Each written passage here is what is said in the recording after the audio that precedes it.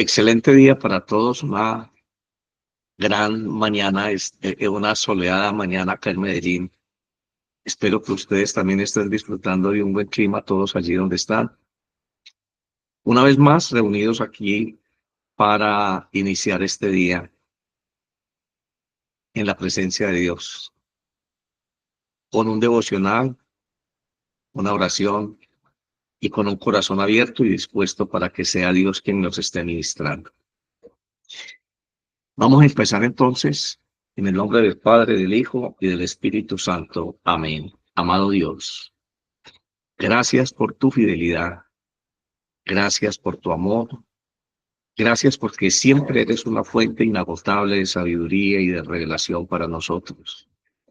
Gracias, amado Dios, por permitirnos iniciar este día en tu presencia, poniendo en tus manos todo aquello que nos inquieta, todo aquello que necesitamos, sobre todo todas aquellas cosas que son importantes para nosotros.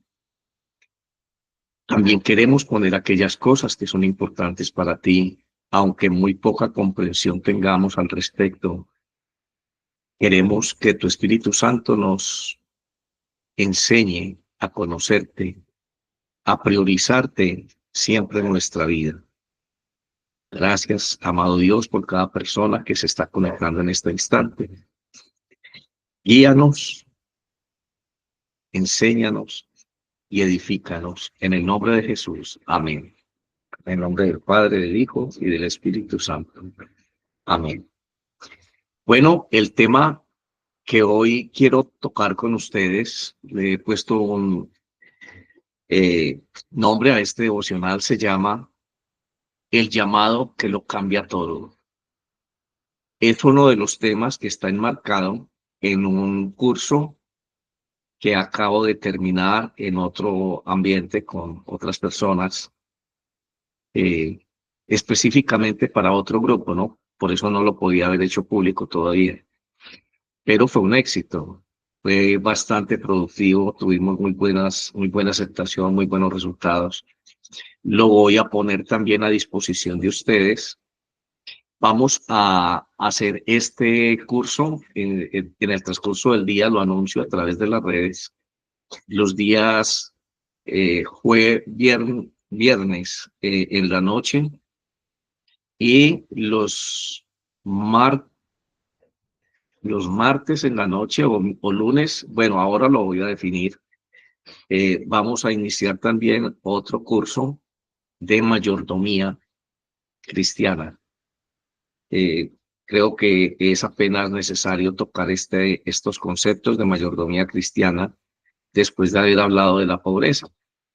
Así que aquí en este curso de mayordomía cristiana vamos a estudiar cuál es la orientación bíblica que Dios dejó allí establecida para nosotros acceder a la bendición económica. Cómo alinear nuestra voluntad a la voluntad de Dios para poder llegar a ser buenos administradores de lo que Él nos ha dado y de qué manera hacerlo. Vamos a tocar aspectos de la vida familiar, también tocaremos aspectos propios de las finanzas personales. ¿Qué recomendaciones da Dios en cuanto a contraer obligaciones, deudas, cosas así por el estilo? Así que es muy interesante este tema de la mayordomía cristiana.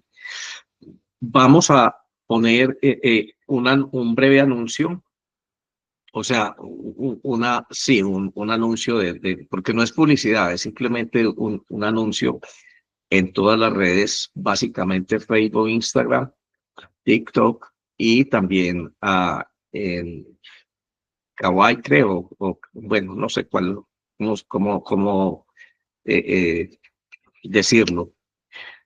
Pero todas las inscripciones se harán por WhatsApp porque necesitamos enviar, es más fácil enviar por WhatsApp documentos que enviarlos por correo electrónico. Habría que hacer una lista y es mucho más dispendioso todos los correos electrónicos. Pero todos aquellos que estén interesados pueden escribirnos. Yo voy a poner allí en el anuncio del WhatsApp Dice, estoy interesado, quiero inscribirme en algo así muy corto. Y entonces nosotros hacemos una lista de distribución y empezamos enviando material paulatinamente a medida que vamos avanzando. Así que cordialmente invitados todos, no tiene costo para quienes están preguntando con alguna frecuencia qué costo tiene. Hay algunos cursos y seminarios que sí tienen costo. Estos decidimos que no, porque forma parte de la base de la evangelización. Creo que es algo que está dentro del marco de la evangelización, que nosotros estamos obligados como iglesia a impartir este tipo de instrucción básica. Así que no tiene costo este curso de mayordomía cristiana, ni tampoco va a tener costo el otro curso que vamos a tener, en el que está incluido el tema de hoy. Bueno, vamos a iniciar entonces este tema con una lectura bíblica tomada del libro de Lucas, del Evangelio de Lucas, capítulo 9, versículos 23 y 24. Dice de la siguiente manera. Y decía a todos, está hablando de Jesús, si alguno quiere venir en pos de mí, niéguese a sí mismo, tome su cruz cada día y sígame. Porque el que quiera salvar su vida, la perderá, pero el que pierda su vida por causa de mí, ese la salvará. Pues ¿de qué le sirve al hombre? Voy a leer un versículo más. Haber ganado el mundo entero si él mismo se destruye y se pierde. Porque el que se avergüence de mí y de mis palabras, de ese se avergonzará el Hijo del Hombre cuando venga en gloria, y la del Padre y la de los santos ángeles. Pero en verdad os digo que hay algunos de los que están aquí que no probarán la muerte hasta que vean el reino de Dios. Muy bien. Jesús está diciendo entonces a sus discípulos en medio de una charla que tenía con ellos, las condiciones que debían o deben cumplirse para todos aquellos que quieren estar siguiendo a Jesús como maestro y guía. Hay una situación que hay que aclarar. Dios no está llamando a voluntarios en este llamamiento que está haciendo. Ese llamado que lo va a cambiar todo en la vida de quien acepte es un llamado a seguirlo. Básicamente es un llamado a la presencia de Dios. Vamos a definir de esta manera entonces ese llamado que Cristo nos ha hecho a cada uno de nosotros a través del Evangelio. El que quiera venir en pos de mí, tome su cruz y sígame. Bueno, la cruz en tiempos bíblicos era vista como algo degradante, ¿no? La cruz, el que moría en la cruz era lo peor de la sociedad, era un individuo que condenaban a muerte precisamente por su mala conducta social, por todas aquellas cosas que estos delincuentes hacían. Entonces era una pena de muerte morir en la cruz, pero había muchas maneras de pagar una sentencia, solo que en la cruz era realmente bien degradante, era bien mal visto, era muy humillante tener que morir en la cruz, no solamente para el que moría, sino también para la familia que lo subsistía. Vamos entonces a explicar por qué razón nosotros hoy estamos haciendo escogimos este tema. Bueno, resulta que hicimos una valoración de todos los temas que toca el Evangelio, qué es lo que más necesita la Iglesia Católica y la Iglesia en general. Y cuando digo la Iglesia en general, estoy hablando del mundo cristiano en general, así que permítanme cambiar más bien la presentación. ¿Qué de todo el contenido del Evangelio, qué es lo que más está necesitando el mundo cristiano en este tiempo posmoderno.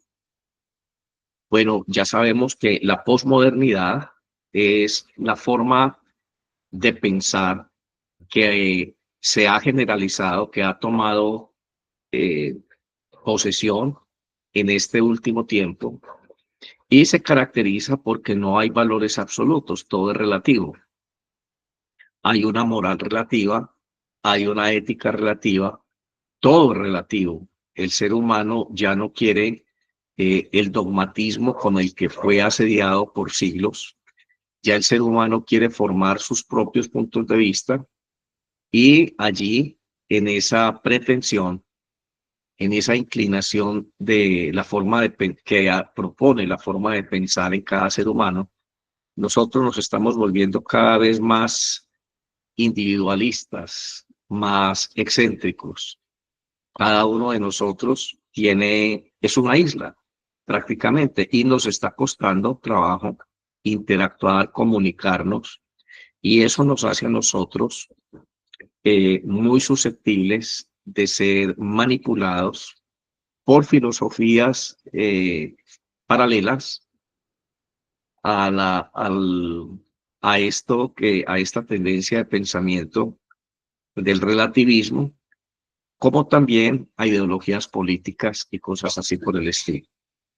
Tocamos entonces este punto porque el Evangelio propone a la Iglesia la unidad de los cristianos, la unidad en torno a la conducción y a la guianza que Dios nos hace a través del Espíritu Santo.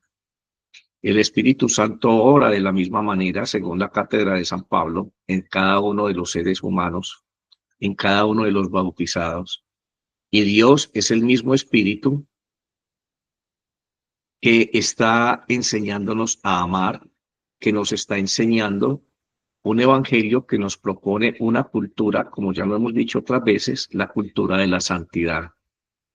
Para poder nosotros adentrarnos a esa cultura de la santidad, necesariamente tendríamos que aprender a despojarnos de todo individualismo y a desaprender o a quitar de nosotros esa tendencia a negar valores absolutos. Es imposible seguir a Dios si no tomamos su presencia en nuestra vida, su palabra y su santidad como un valor absoluto para nosotros. Así que ese es el gran temor, la gran amenaza al cristianismo de la posmodernidad. Y entonces, después de esta consideración, nosotros pensamos cuál es el tema, vuelvo y lo repito, del evangelio que más necesita el mundo cristiano. Bueno, yo creo que es este que hoy estamos tocando, que forma parte de un conjunto de temas que van a estar a disposición de ustedes, como les dije al principio, en otro curso que vamos a estar dictando única y exclusivamente con las personas que deseen hacerlo y se inscriban a través de el WhatsApp. ¿Por qué tenemos que hablar de este tema como central? Es porque tanto en las esferas católicas como en las demás iglesias no católicas se ha venido perdiendo mayormente en las iglesias católicas, lo reconozco, la centralidad de Cristo en el discurso de la iglesia. Cuando en la teología católica se concibe la posibilidad de que haya otros mediadores, otros intercesores entre Dios y el hombre, estamos hablando de los santos, estamos hablando de la Virgen, estamos hablando básicamente en esas dos esferas, que se conciben dentro del catolicismo en general como verdaderos mediadores, aquellos que escuchan las necesidades específicas de un individuo y las presentan delante de Dios, en contraposición a la postura del Evangelio, donde Jesús se presenta a sí mismo como el único mediador entre Dios y el hombre. Posteriormente lo ratifica el cuerpo apostólico en las cartas apostólicas, pero allí esa pequeña diferencia, esa pequeña situación está haciendo una gran diferencia. Pienso que sin entrar en ese tipo de discusiones, que no es una crítica, simplemente estamos anotando por qué razón es necesario volver a entrenar a Cristo en el discurso de la iglesia. Es porque los mensajes deben de ser más cristocéntricos. Tenemos que volver a la mirada de la iglesia única y exclusivamente a Cristo Jesús. Y a través de Cristo Jesús, aprender a vivir los sacramentos, aprender a expresar nuestra fe y aprender a expresar esa naturaleza de hijos de Dios que se nos da cuando nosotros aceptamos el parte de la alianza nueva y eterna en Jesucristo, en la obra de Cristo.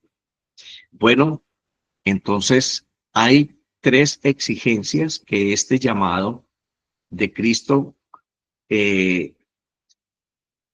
propone o que son necesarias para poder aceptar más bien este llamado de Cristo. La primera es negarse a sí mismo. La segunda es tomar la cruz cada día. Y la tercera es seguirlo. Entonces son tres propuestas que hace Jesús en esta invitación. La primera es negarse a sí mismo. ¿Qué es negarse a sí mismo?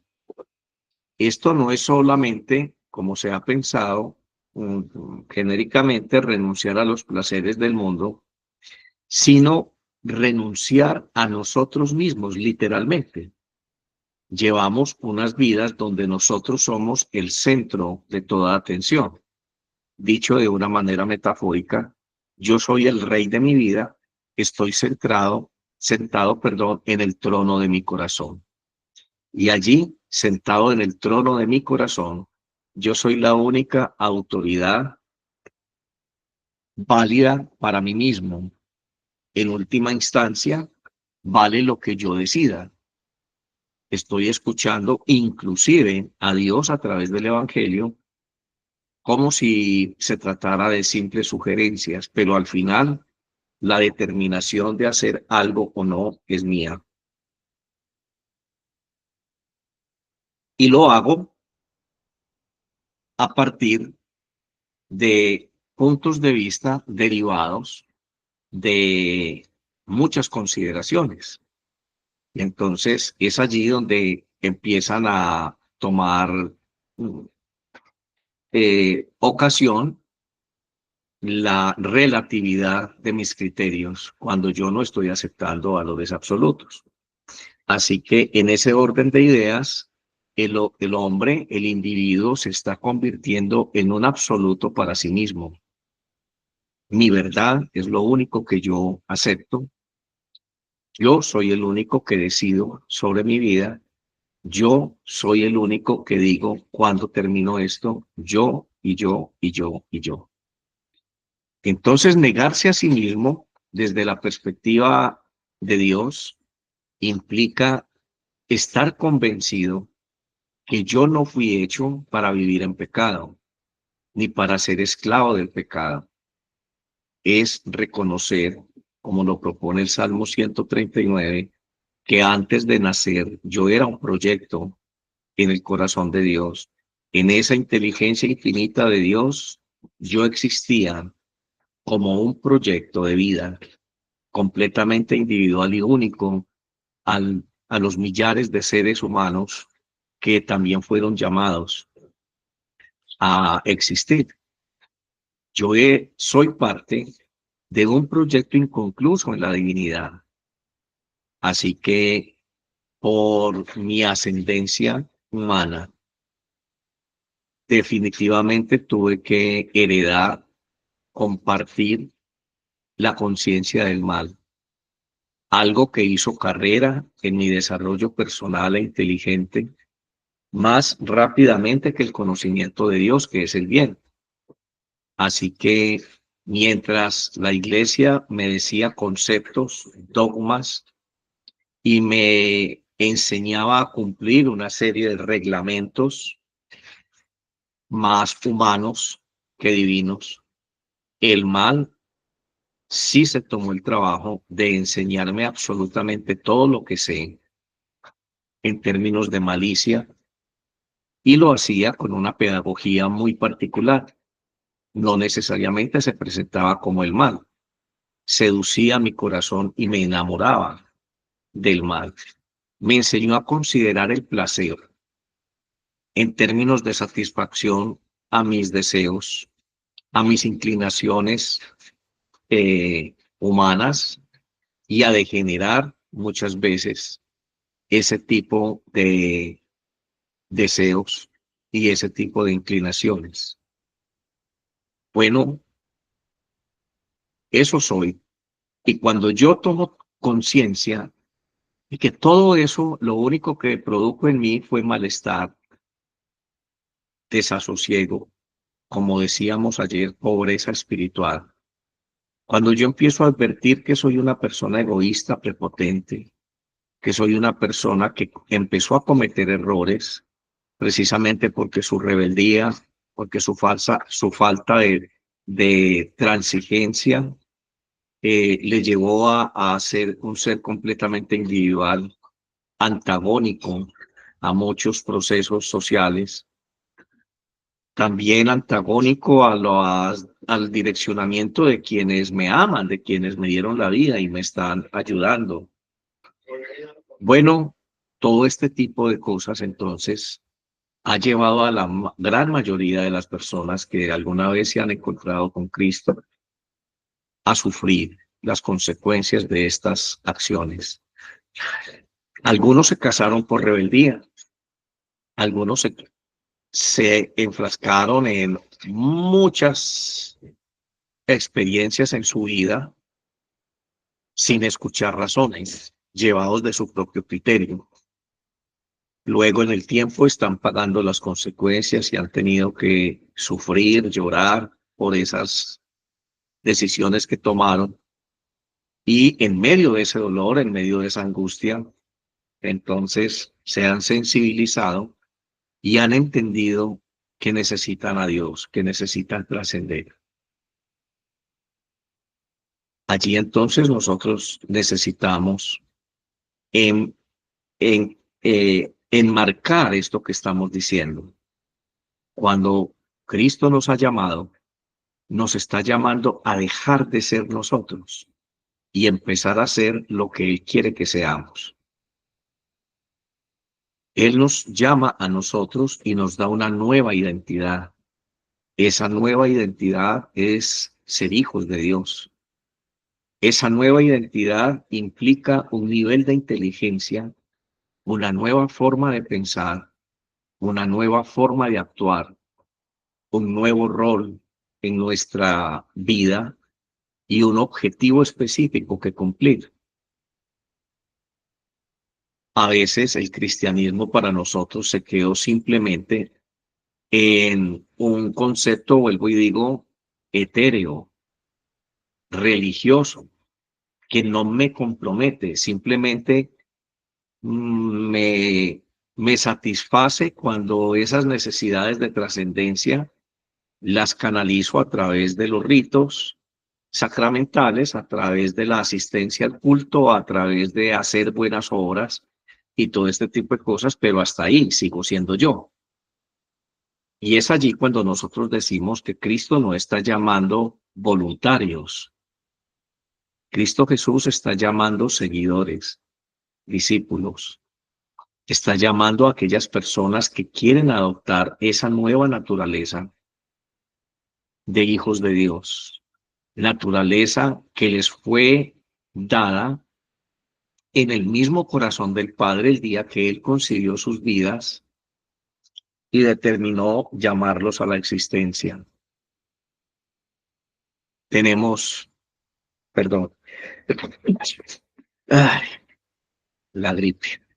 Tenemos entonces que reflexionar en ese sentido y comprender que ese llamado a dejar de ser nosotros mismos es total. Eso no admite ninguna relativización del término.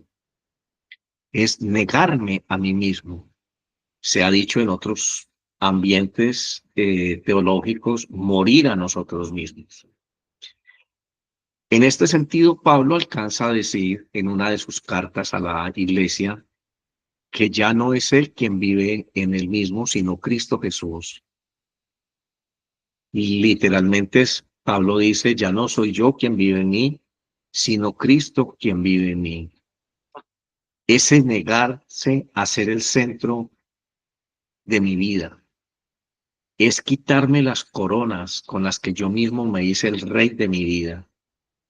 En el momento en que yo decido aceptar a Cristo Jesús, aceptar ese llamado del Padre a través de Cristo a ser su hijo, entonces yo me levanto de mi silla donde estoy coronado por mí mismo como el rey de mi vida, me acerco al lugar donde está Cristo entronado por el Padre a su derecha, me arrodillo frente a Él y empiezo a quitarme mis coronas.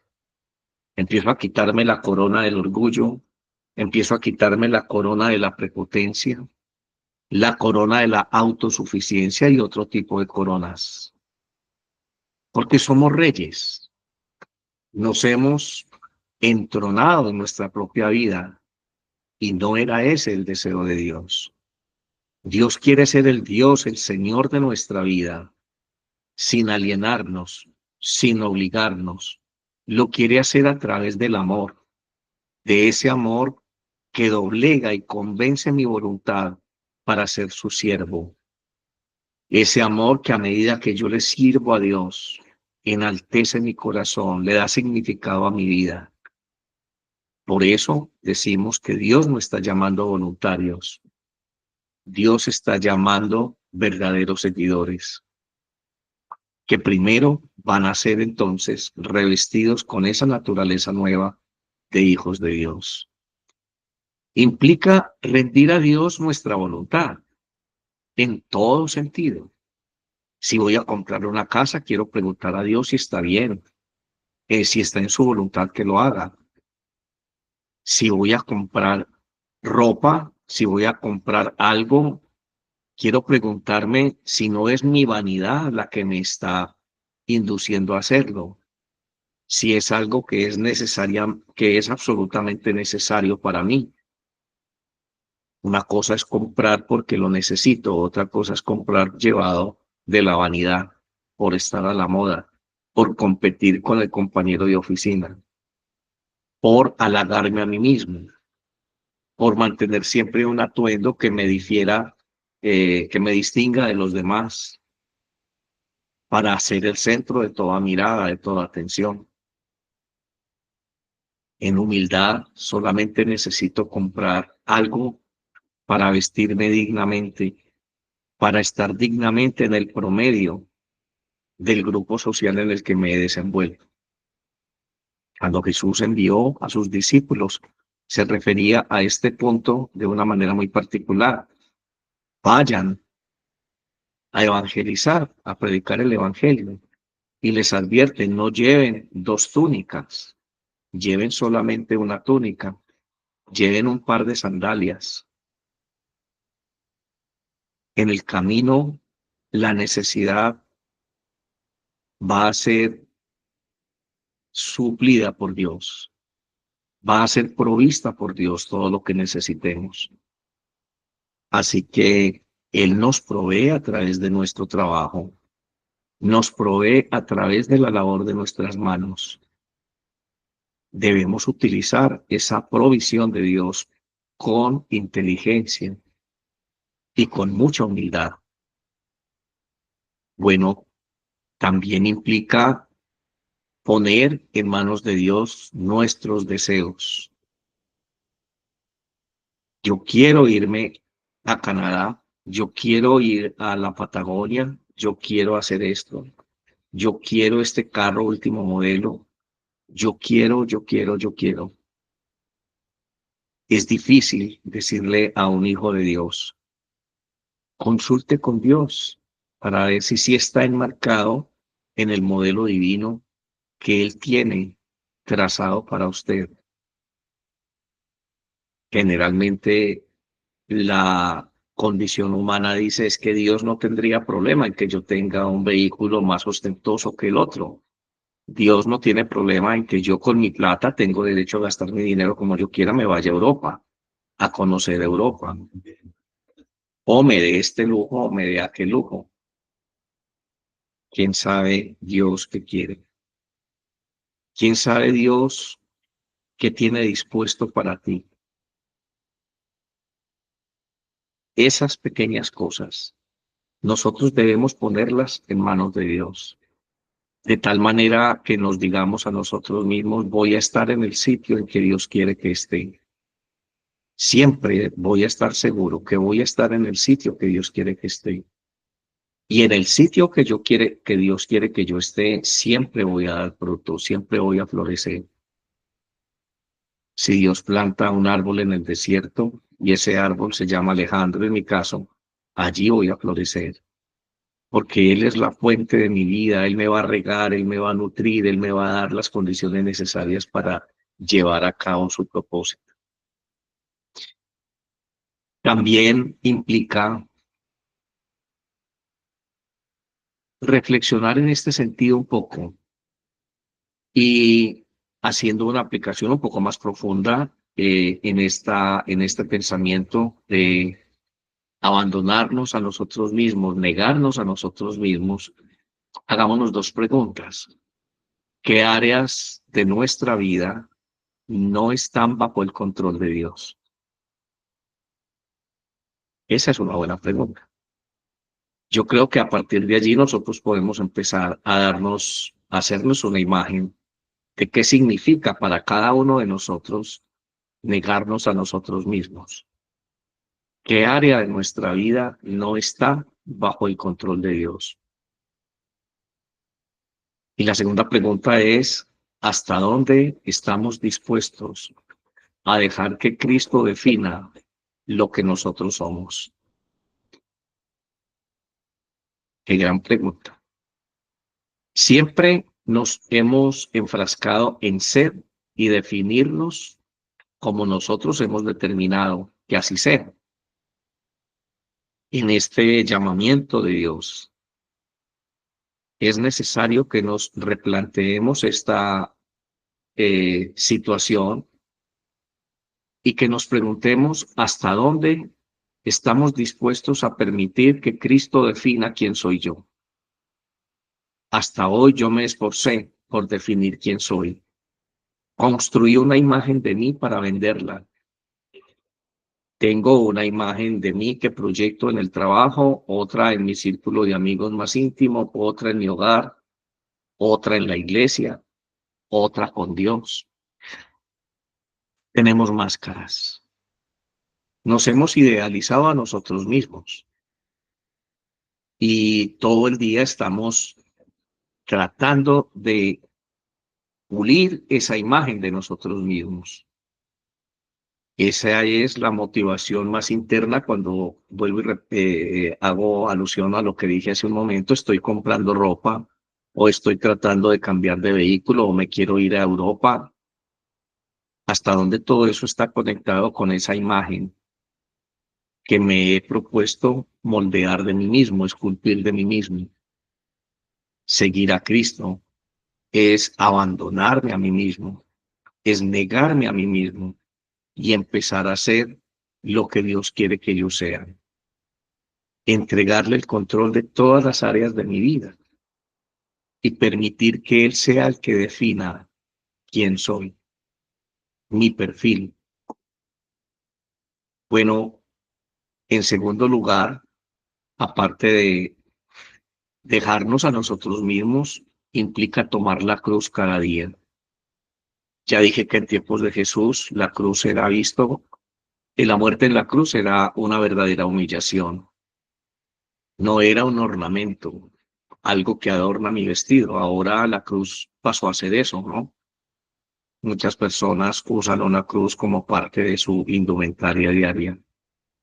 Tomar la cruz entonces es aceptar el sufrimiento propio de ese proceso de negación. Es aceptar el trauma que implica negarme a mí mismo. Es aceptar que eso no es fácil, que eso me va a costar, que es en morir a mí mismo todos los días. Es un acto de amor por mí y es un acto de amor dirigido a los demás. Entender lo que Dios quiere que yo sea implica primero aplicarme a su modelo, a su diseño divino. Y en segundo lugar, entender que eso es lo que Él necesita que yo sea para el prójimo, para mi familia, para mis amigos, para el grupo social con el cual comparto el trabajo. Es un acto de amor por mí mismo, hacia mí mismo y hacia los demás. Eso duele. Eso no es fácil. A veces es humillante. A veces es pelear con nosotros mismos. ¿Por qué si yo quiero? Pero ¿por qué Dios no me puede imponer esto? Dios no me puede imponer lo de más allá. Dios no puede ser tan estricto conmigo. Y es allí donde empezamos a idealizar y a manipular el mensaje de Dios. Y es allí donde empezamos a construirnos con el mensaje de Dios un traje a la medida. Yo tomo la enseñanza divina y yo mismo me revisto con ella, como a mí me gusta. Bueno, si vamos a ser la imagen de Dios, necesitamos ser como Él quiere que seamos. Y eso va a doler. Ese es tomar la cruz cada día. Negarme a ese temperamento que tenía antes, negarme a esa inclinación a ser rebelde, negarme a esa actitud pesimista y tóxica, negarme a la envidia, negarme a amar más las cosas de este mundo, el dinero y las posesiones y todo aquello que yo aprendí en mi anterior existencia a asociar con el placer. Negarme a mí mismo, tomar la cruz, es vivir en la disposición de morir al ego. Básicamente lo que estoy diciendo. Es morir a todo tipo de comodidad que enaltezca ese ego y mi reputación. La única reputación que yo debo tener es la de ser un hijo de Dios. Y de lo único que yo me voy a enorgullecer es de ser un hijo de Dios. Ser como Dios quiere que yo sea implica sufrir, luchar, batallar contra mí mismo. Y eso es tomar mi cruz cada día. Si un cristiano en la noche, en su meditación profunda con Dios antes de dormir, no tiene nada que decirle a Dios acerca de esto, es porque no tomó su cruz durante ese día. Yo debo terminar el día y al finalizar el día debo decirle a Dios, hoy me costó tanto esto. Ayúdame, Señor, porque me cuesta tanto fraternizar con estas personas que aprendí a odiar o a despreciar porque me hicieron daño. Tú me has enseñado a perdonar. De hecho, yo te pido que me perdones porque yo he perdonado. Pero me cuesta tanto trabajo eso. Me cuesta tanto trabajo ver cómo se pavonean mis compañeras o mis compañeros de trabajo con sus look y yo estar vistiendo de una manera sencilla pero apropiada. Porque tú me estás enseñando a gastar mi recurso con más sabiduría, a ahorrar, a hacer una provisión porque tenemos algo en conjunto, en común que estamos trabajando y planeamos hacer tú y yo. ¿Cuál es tu nivel de intimidad con Dios en este sentido? ¿Hasta dónde te incomoda seguir a Dios? No es cómodo, para nada es cómodo. En este sentido, preguntémonos, ¿qué es la cruz para mí? Preguntémonos, ¿qué es lo que estoy evitando en aras de llevar la cruz? Y también preguntémonos, ¿cómo podemos superar, abrazar y convivir con Dios para que nos enseñe a ser parte de su discipulado. Yo necesito aprender a ser discípulo para después aprender a discipular. Si tú quieres un cambio en tu esposo o en tu esposa, si tú quieres un cambio en tus hijos, en las personas que tú amas, no lo van a lograr con tu crítica, lo van a lograr con tu ejemplo. A medida que Dios te disipula, a medida que Dios forma su imagen en ti, tus palabras se suavizan, tu mirada se pone tierna, comprensiva, tu actitud es amable, pero también ven un carácter determinado en ti. Ellos van a empezar a decir, esta persona, este hombre o esta mujer realmente sí está siguiendo a Dios. Dios es alguien importante para él. Y cuando piensan así, empiezan a ver a Dios reflejado en tu conducta, en tu forma de pensar, en tu forma de hablar. Algo que nosotros no advertimos, pero que ellos sí empiezan a notar. En tercer lugar, primero es negarnos a nosotros mismos, segundo, tomar nuestra cruz y luego seguirlo. Seguir a Jesús no es una decisión puntual, sino un camino continuo. Seguir a Jesús no es simplemente decirle en el momento de nuestra conversión, yo te voy a seguir, Señor. Y para muchos seguir a Dios es cumplir 2 o 3 preceptos como la caridad, como la bondad, como no va a hacer daño a nadie, como no matar, y ya, estoy siguiendo a Dios. Y eso es la base para que muchos digan de sí mismos, es que yo no he hecho nada malo.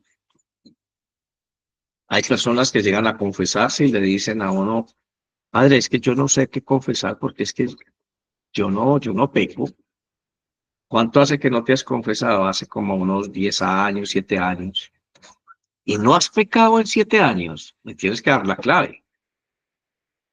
Porque yo no puedo pasar un día sin pecar. No he sido capaz. Es que nos hemos hecho una imagen de nosotros mismos errada.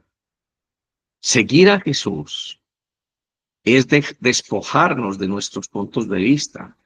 Es renunciar a esa imagen de Dios que se nos vendió antes de encontrarnos verdaderamente con la persona de Cristo.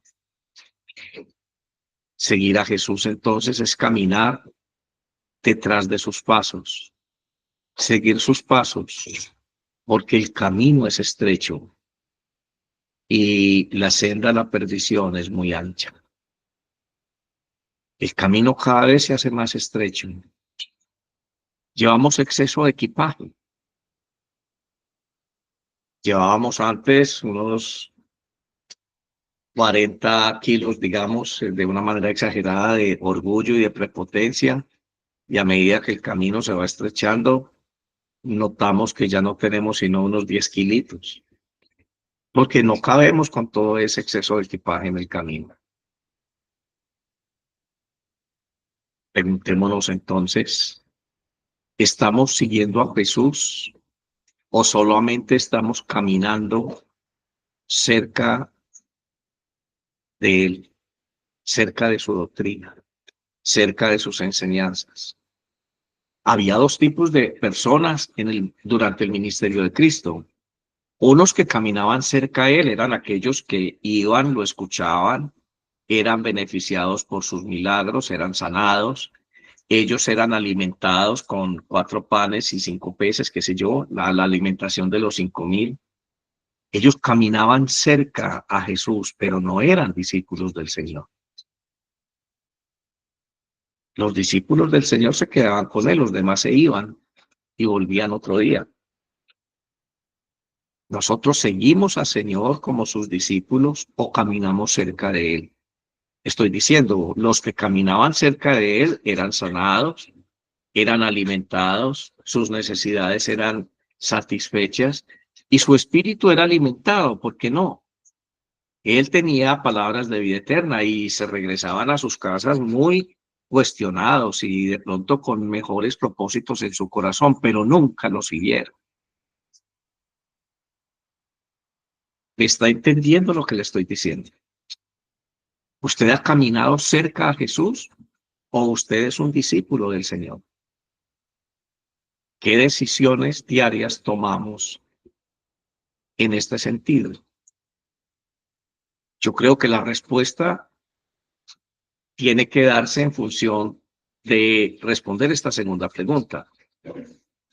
¿Qué tipo de decisiones tomamos diariamente que afirman o me sirven a mí, me facultan para decir si estoy siguiendo o no estoy siguiendo a Dios? Sí lo estoy siguiendo porque acabo de tomar esta determinación. Sí lo estoy siguiendo porque acabo de decidir esto en mi vida. Creo que nosotros tenemos que pensar en estas tres implicaciones de este sencillo versículo que acabamos de leer entonces del Evangelio de Lucas. Quien quiera venir en pos de mí, niéguese a sí mismo, tome su cruz y síganme. Negarnos, tomar la cruz y seguirlo. Espero que ustedes puedan escuchar este audio, este video, perdón, ahora más tarde que lo pueda subir a las redes sociales. Les recomiendo volver a mirarlo, meditar y permitir que Dios continúe hoy haciendo una obra en sus corazones.